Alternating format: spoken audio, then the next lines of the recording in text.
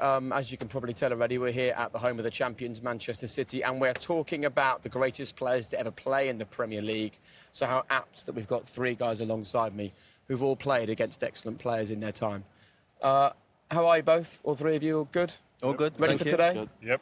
Looking forward to it, yeah. It's going to be good. OK, well, look, we're not really going to focus on the game. We're going to talk about the best foreign players to come into the Premier League, because we ran a poll on BT Sport, and we asked people who is the best foreign player to play in the Premier League. The four choices were Thierry Henry, Sergio Aguero, Cristiano Ronaldo and Didier Drogba, with Thierry Henry bagging a whopping 50% of that vote. Ronaldo second with 32 and Aguero with 11. First of all, I suppose, thoughts on that poll, really, Thierry being voted the greatest ever import. Yeah, I don't think you can argue against it. I think for the time he was here, he spent many years here, scored loads of great goals, great moments. And he broke the record at Arsenal in terms of goals as well, which was a big number. So you've got to put him up there. I think Ronaldo left these shores as the best player on the planet, won the World Player of the Year. No one's done that coming from this country, so he's going to stake a claim as well. I think them two are the definite standout candidates. What do you think, JJ? It's weird because if Thierry was sat here and you asked Thierry, he'd probably say Dennis Bergkamp was probably one of the greatest imports. He'd probably say Thierry. No, I think he would. I think it's a lot of those Arsenal forwards love playing with Dennis Bergkamp, and he's not even on the list. Yes, it's difficult to get away from Thierry. I'm personally sick of Aguero not getting any plaudits for what he's achieved in the Premier League. He's never, I don't think, even managed to pick up the PFA Player of the Year in this country, which is ridiculous given how consistent he's been. So I'm going to go Sergio. Is he the best player to ever play at Man City? Let's talk about the modern era. Let's take the last 15 years. If you look at it, you'd have to pick David Silva, because he's the one who creates everything for him. Aguero's the glory man, the man who gets the plaudits within the club. I think everyone on that poll, they're all glory men on that poll, aren't they? Yeah. That's... You could argue Nemanja Vidic could be in there if you're talking for players who have had impact on clubs, impact on teams. But these are strikers, they always win the plaudits. That's the thing, it's like there's so many good Rio. defensive players. Let it go. Defensive foreign players who've come over, but it's the people who make the TV moments are the ones that we look back on, and like Henry and Aguero and people like that, they're the... Patrick Vieira, another one. Yeah. He's not on that list. He's a foreign player. He was the mainstay at Arsenal, the captain, the leader. What's the magic, then, of Sergio Aguero? Because I remember when Pep came in, that's it, the writing's on the wall, he's gonna move on from him. And then we thought the same thing about a year after Pep had been here, but this season he looks better than ever.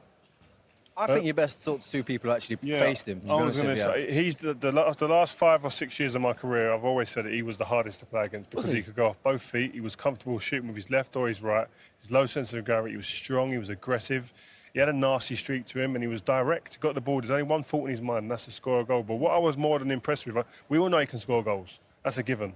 But what I was impressed with, the way that he's had to adapt his game to fit in under this manager. Yeah. Like you said at the beginning, we all thought the writing's on the wall. He can't play under Pep. He's not the type of player Pep likes. He's rolled his sleeves up and said, I'm going to play here. In what way do you see his game has changed? His work ethic. Off the ball, without the ball, he's the catalyst to when they start defending a lot of the time. He shuts down and harries the defenders, and they all follow in behind him, and that wasn't part of his game necessarily before. When we talk about players you faced, and when you lay back at night and close your eyes and think of a nightmare day at the office, who sort of springs to mind for you to deal with? Someone like Alan Shearer? No, certainly Aguero. Aguero and Henry would be the two. Really? I think there's so many different forwards and different styles in the Premier League, so everyone's a challenge. But in terms of when you play against Aguero, it's just that explosiveness that he has. He's like a little ball of energy, and you just know, and the fans feed off him and everything, because he looks like he's going to do something every time, and he wants to be so direct when he gets there. With his build and stuff, Jake, he shouldn't be able to kind of command the front line really the way that he does. I mean, he's below probably 5'10". Yes, he's strong and he's quick and stuff, but you have to be so clever and so intelligent, I think, to be able to kind of manipulate defenders to worry them to an extent where you can almost be that target man when you're that size, because that's essentially what he's been in this City side for a long period of time. Very rarely did he have, whether it was Jovetic or any of the big players he played with him, alongside him. He was always still the main man, the focal point of a side. And when you're that size, it shows the level of intelligence he has as a player, as well as scoring the goals. Whether it's a Jovetic, as you mentioned, coming in, or a Dzeko, or Gabriel Jesus, or Raheem Sterling, or any of the other brilliant attacking players that have arrived at City over the last 4 or 5 years, we talk about his physical abilities on the pitch, but mentally as well, to just keep your confidence and try and remain the main man up front. That also takes some doing, and we often don't talk enough about a player's mental strength to stay at the top of your game, I think. Yeah, well, when Gabriel Jesus came in, he was on the bench for a long period, Sergio. So there's a lot of time for him to think, and I think we could sense at times, you look at pictures of him, there's frustration. I'm the number one man here. I've scored all them goals. I won in the league on the last day of the season, last kick of the game type thing. So I deserve and command respect, but the top players don't sulk for long. They sit there and work out, how am I going to get back in? What do I need to do? Execution. And that's what he's done, and you've got to give him the credit and the plaudits that he deserves, because that isn't easy to do. A lot of players, especially in the modern game, they come up against adversity in their career for the first time sometimes, and they don't come back. They haven't got that mettle to come back. They haven't got that fight and desire to be able to, or know-how, even just to be able to come back from that. Some they get hit, and it's like, wow, I've got to go. I've got to fight. My agent, get me out. I've got to go and find a new club, because they don't know how to fight. And his testament to him, he said, listen, you can buy all these players, bring them all in, 50 million for Sane, 50 million for Sterling, Gabriel Jesus, millions. I'm the main man. Yeah.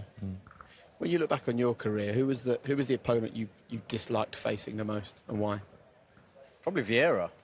He was just... I loved playing against him as well, though, because, it's the ultimate test, as a player. So you're obviously massively up for the game anyway, because you're playing against a big side, but you learn so much in those moments. And playing at Highbury against Patrick Vieira for a centre midfielder is probably as hard as it got, really, because the pitch was so tight.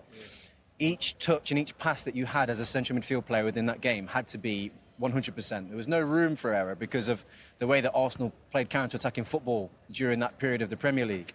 And he was just so big. I remember so many times we'd have the ball and you'd be trying to... You couldn't see the ball. His feet were that big and you'd literally be able to hide it. He'd do this thing where he used to dink it over people's heads and go around the other side. There was so much to worry about, but I also enjoyed so many good battles with him. But he was definitely the one that I say I wouldn't... I don't miss not playing against, put it that way. Talking of nightmare battles, what stands out for you? What about before United bought Ronaldo? You played against him, didn't you? Was it a pre-season friendly? Yeah, we played in a friendly, the opening of the Sporting Lisbon Stadium, and we just missed out on signing Ronaldinho. So the club was in a little bit of a low at the time, really, like who are we going to get? And then we play against Sporting Lisbon, this young kid, and it starts to hear whispers as the game's just about to start. They got a kid called Ronaldo, he's meant to be brilliant.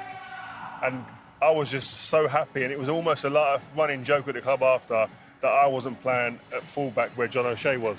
Because when I looked at John O'Shea, he needed oxygen, right? He was in trouble, like sweating, like what is that? And I came off the game at half-time, because pre-season you only play 45 minutes, rolling subs and stuff, and sat and watched him terrorise us.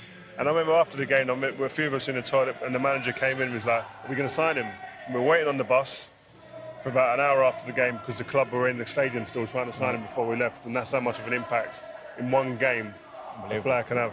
That's brilliant, isn't it? So straight after the game, you're badgering Sir Alex to make sure that he got Ronaldo to sign for United.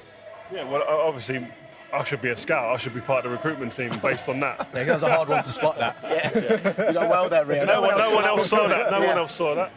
What about a nightmare day at the office, or maybe a brilliant day? When was the day when you just felt like a world-class defender? You had a top striker in your pocket and you just dealt with him, like every week, basically. Probably, yeah. No, it is when you get the challenge and you know you've come off the field and played well and you've kept the centre forwards quiet or whatever. You do feel that sort of buzz because you marked, certainly in the Premier League, one of the best players in the world. But I think going back to the Ronaldo thing, when he played in the first year, he always gave you an opportunity to make a tackle. But as he progressed and got better, you couldn't get near him in the end. He was too strong, too powerful, too quick. And that's like Rio says, he went from a young boy who was good and with potential to the best player in the world in the space that he was at Man United. Brilliant. I enjoyed that. Gentlemen, thank you very much for your company. Thank you for watching as well. These will be a regular feature this season as part of our Premier League coverage. So keep on checking back for more chats about football. Thanks for joining us.